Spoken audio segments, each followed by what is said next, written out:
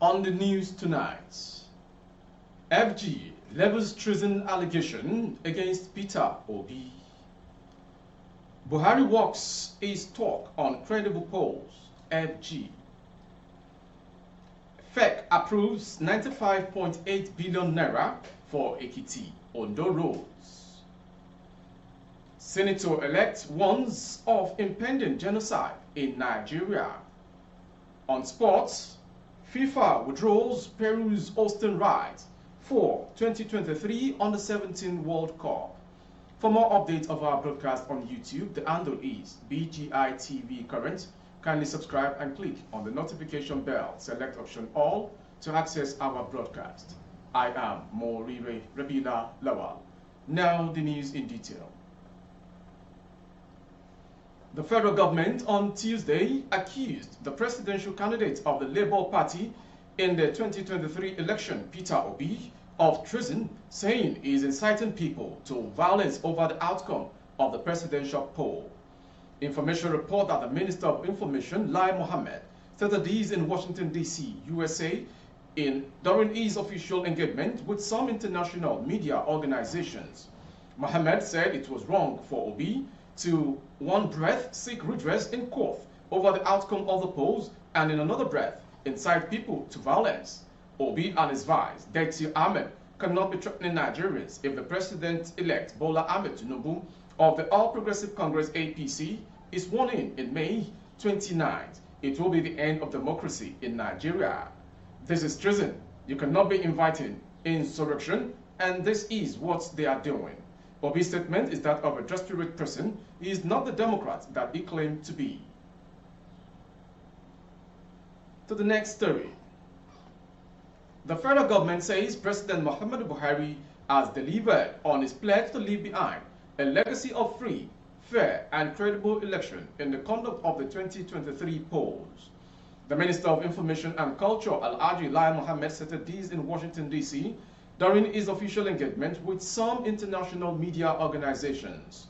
Information report that the minister is in Washington, D.C. to engage with international media organizations and think tanks on the just concluded 2023 polls.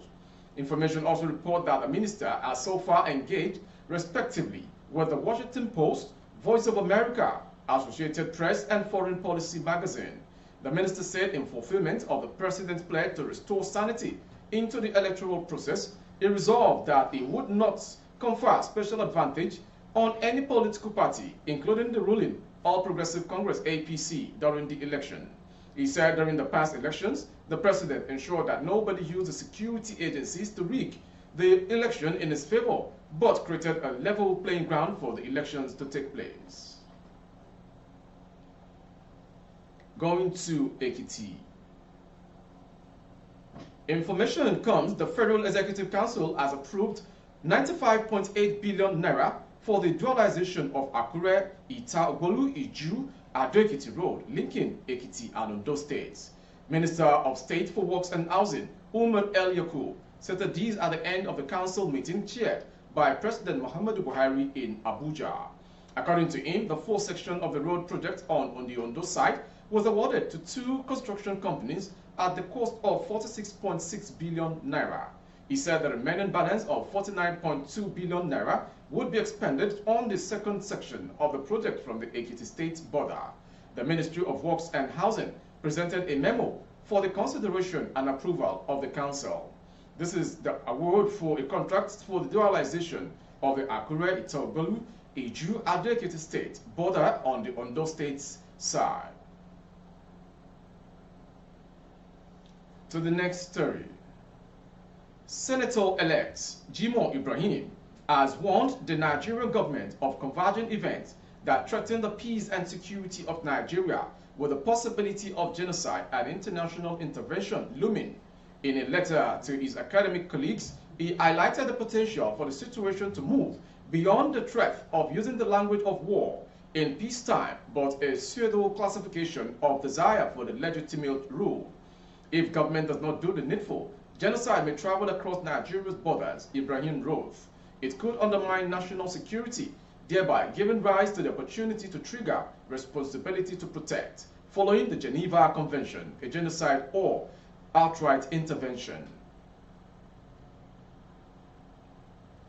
Going on to the next story.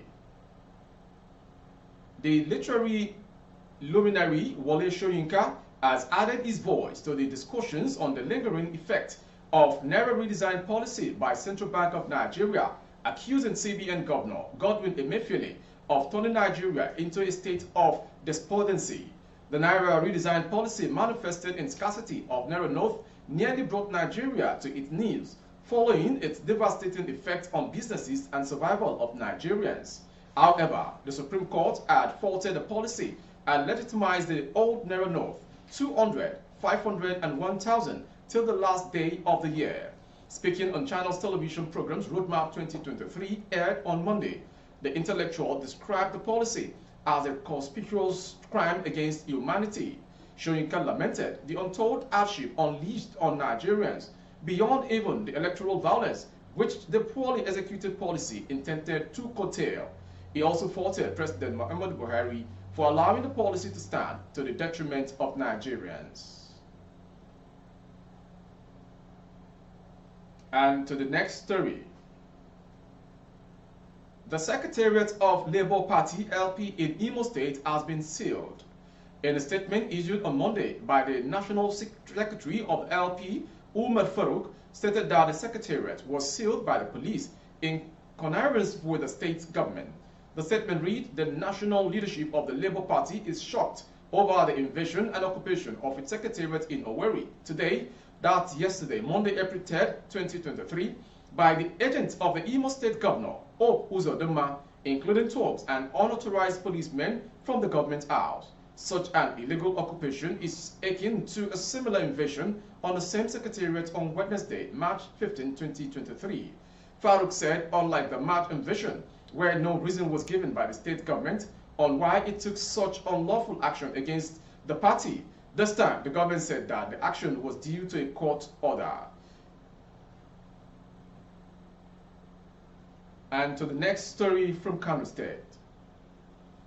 Gunmen suspected to be terrorists have kidnapped two members of the family of the village head of Nasarawa in Tsenyawa local government area in Kano State. Those kidnapped are his wife Alima Kabiru, 38, and Dahiru Kabiru, who is 20 years old. Mr. Mohammed Dauda, Commissioner of Police in the state, confirmed the abduction to the News Agency of Nigeria. On April 2nd at about 12:45 a.m., we received information that 7 gunmen stormed the residence of the village head of Nasara and kidnapped his wife and son. The kidnappers took the victims to an unknown destination. On receipt of the information, we immediately formed a rescue team in neighboring divisions. As we speak, the team is working assiduously to rescue the victims on earth, he said. He described the incident as unfortunate, but expressed confidence that the victims would be rescued and abductors arrested. In case you're just joining in, you are watching the world news from BGI TV Current. Next, Kaduna State. The Kaduna State government says it has received a preliminary report from security agencies on the kidnapping of about 10 students in Kachia, local government area of the state. The Commissioner for Internal Security and Home Affairs, Mr. Samuel Arunwa, confirmed the incident in a statement issued on Tuesday in Kaduna. He said that according to a preliminary report, about 10 students of government secondary school, Anwa, a day secondary school, were kidnapped on Monday. The exact location of the incident is yet to be ascertained, but detailed reports being awaited will clarify whether the incident occurred within the school premises or elsewhere. The government will issue a public statement accordingly when these reports are received, he said. Going on to the foreign story. The World Health Organization revealed in a report on Tuesday that 1 in 6 people worldwide is affected by infertility, and there is inadequate access to affordable care for this issue. Infertility, which affects men and women, is a reproductive condition defined by the failure to achieve a pregnancy after 12 months or more of regular unprotected sexual intercourse. According to the report signed by WHO Director General Tedros Adhanom, it analyzed all relevant studies on infertility from 1990 to 2021, with the result revealing 17.5% of the adult population experienced infertility in their lifetime. The rates are comparable for high, middle, and low-income countries, he said. The report reveals an important truth: infertility does not discriminate. The sheer proportion of people affected shows the need to widen access to fertility care and ensure this issue is no longer sidelined in health research and policies, so that safe, effective, and affordable ways to attain parenthood are available. Ending the world news this hour is a sports story. World Football Governing Body FIFA has withdrawn Peru's hosting rights to the 2023 FIFA Under-17 World Cup. FIFA made the announcement in a statement released on their website on Monday. The football body explained that the decision was reached after Peru's inability to fulfill its commitment to completing the infrastructure required to stage the tournament. FIFA has regretfully withdrawn Peru's hosting right to the FIFA Under-17 World Cup 2023 following extensive discussions between FIFA and the Peruvian Football Federation, FPF. The tournament remains scheduled to take place from 10th November to 2nd December 2023, but the Bureau of the FIFA Council will now designate a new host in due course. Before we call it a wrap on the world news, some major headlines. FG levels treason allegation against Peter Obi. Buhari walks his talk on credible polls, FG. FEC approves 95.8 billion naira for Ekiti Ondo roads. We also brought to you Senator-elect warns of impending genocide in Nigeria. And another one, Soyinka brands Naira redesign crime against humanity. And finally on sport, FIFA withdraws Peru's hosting right for FIFA Under-17 World Cup. For more updates on YouTube, our handle is BGI TV Current. Kindly subscribe and click on the notification bell. Select option all to access our broadcast. On Facebook, Bagede Imo with Alawiye Adebayo. Please like and follow the page. For advert placement of your goods and services, coverage of events and functions, please dial the phone number streaming on your screen for advert placement only. Thank you for watching. I am Morire Rebila Lawal. Good evening.